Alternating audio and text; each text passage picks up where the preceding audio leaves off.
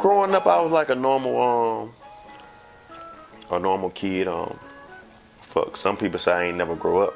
I like to do the same shit now that I like to do as a kid. Play basketball, talk shit, mess with a lot of females. I don't do that anymore. But that's really what like. Oh, and get that man, chase that bag, man. Like that started at a very young age. My brother ran me off the block at like 12 one time. While I was standing in front of the store, but I was on side of the store actually, and I come from a family that everybody wasn't condoning everybody to like, they wasn't raising us up to be in the life. You know what I'm saying? They was trying to shield us from it, but at the same time, it's like you say one thing, but I see something else. You know what I'm saying? I see the respect that, y'all getting in the hood and whoop the whoop the whoop. You know what I'm saying? I see the females, I see y'all matching J's with the Tommy Hilfiger and all kind of stuff or whatnot. But anyway, I was standing on side the store and I was 12, so my brother was about 18. So I'm standing on. He didn't hit a lick or whatever. I didn't went in his little stash and made my own little stash. So I'm out there trapping or whatnot. Well, at least I thought I was. So he walking in the store and he asked dude like, man, where the smoke at? You know what I'm saying? Cause he ran across some smoke and he was trying to sell it to dude thinking he trying to smoke. You know what I'm saying? And dude in the life or whatever, he know my brother in the life, so he thinking that my brother condoning me being out here or whatnot. So he like, shit, man, your brother got it on. Your brother got the smoke. So this nigga like, what? So he walk on side the store like, man, where the weed at? I'm like, man, I ain't got no weed. He say, man, I know you got the weed, but he like something in his mind was just telling him to tell me take my shoe off. So I took the wrong one off, of course. He was like, nah, take the hood off. So I took the hood off and with like jackpot or whatever. He took the weed, told me go home and all that type of shit or whatnot. Then when he he pissed at dude because he thinking I got it from dude. You know what I'm saying? Like, man, you giving my brother drugs to sell, da da da. So when he got home, he drilled me about where I got it from. So I say, shit, nigga, I got it from you. You know what I'm saying? So, I went and took a little bit out of every little thing and put my own little situation together. You know what I'm saying? I thought I was on my way. So, that was part of my first introduction to the streets. Well, I got into dead game due to the fact of my uncle had already started dead game, and he was on a little vacation himself, and he already had an artist, C.R.E.A.M. I can't remember if Shortstop and Calio was signed or whatnot, but they was working closely with the label too. So Kevin used to always call me and he used to call me and always rap on the phone and shit like that.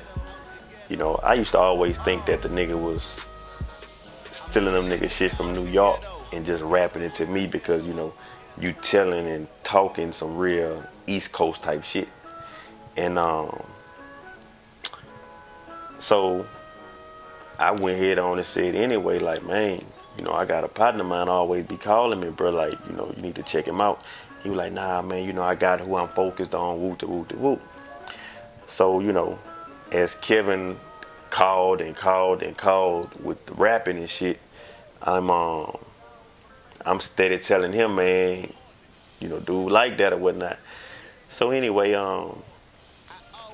he ended up coming home from his vacation or whatnot, and I'm telling him about dude again. He still ain't trying to hit me. Dude did it. Kevin did an intro. He did some rapping over some instrumentals or whatever. Some old Eminem.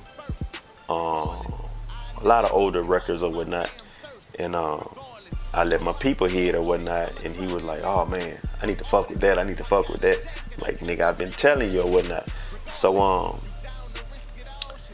that's how, you know, that was one of my introductions. And if I'm not mistaken, I think Gus was first, because Gus was telling me something about some beats or whatnot, and I'm like, "Well, man, I'm gonna hook you with my people. You know, he got the label, whoop de whoop de whoop. You know what I'm saying?" So me and Gus went to elementary school together. Me and Kevin went to middle school together. You know what I'm saying? So that's how, you know, I brought them to the table, and you know, that was the initial molding of, you know, the music relationship or whatnot. But I was actually in the streets at this time, so you know, I was about to move out of town, you know, get a different scenery. You know what I'm saying?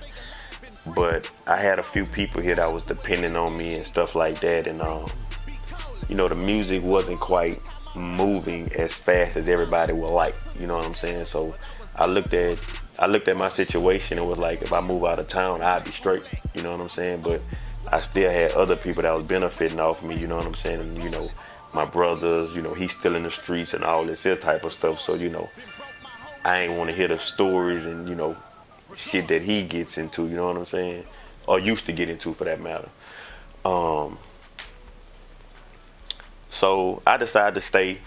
I'm like, you know, everybody could benefit. You know, I'd be straight, but everybody could benefit off of this. You know what I'm saying? And you know, music ain't never been a dream of mine or nothing like that. You know what I'm saying? I really got into it by helping other people, you know, chase their dreams or making sure that, you know, everybody's straight. You know what I'm saying? And I just end up liking it and being, you know, I let that be the consumer's judgment if I'm good at it or not. But you know, I feel like I'm alright at it. So I ended up telling my uncle, like, you know, I told him my situation. I'm like, man, you know, I'm about to bust out and get some other shit cracking out of town, or I can stay here and fuck with this music shit with you. You know what I'm saying? And he was like, you know, he welcomed the help, and you know, we had our little, you know, uncle and nephew clashes and shit. You know what I'm saying? But you know, it been history ever since. You know what I'm saying? You know, I just, hey man, look, I'm your nephew, but we business partners too. So, you know, we worked all that out, man, and you know, it's been good. And before we close, since you want to let the consumer judge, you gonna give us maybe 4 bars? I don't really do this rap shit. I just be fucking off, nigga. Well, you can fuck off. That's my 4 bars. Oh, that ain't 4 bars. I don't do this rap shit. I can't even count bars. That wasn't 4? No, that was not 4. That's cool though. There it is. The Ruger be all in the seat. Too deep in the car where we creep. We smoking the call of police. These niggas be all in my business. Be careful cause all of us snitching. Blue hunters be all in my dinner, so fuck them regardless, we winning. The cities be all in my business, they wanna throw all us in prison. Was whipping the coke and the soda, the odor was all in the kitchen. Respected and mentioned in places where Viga be all in the fences. The money is longer, my name is on Viga, we all in the trenches. These niggas be all in my business, these niggas be all in my business. These niggas be all in my business, these niggas be all in my business. These niggas be all in my business, these niggas be all in my business. These niggas be all in my business, these niggas be all in my business.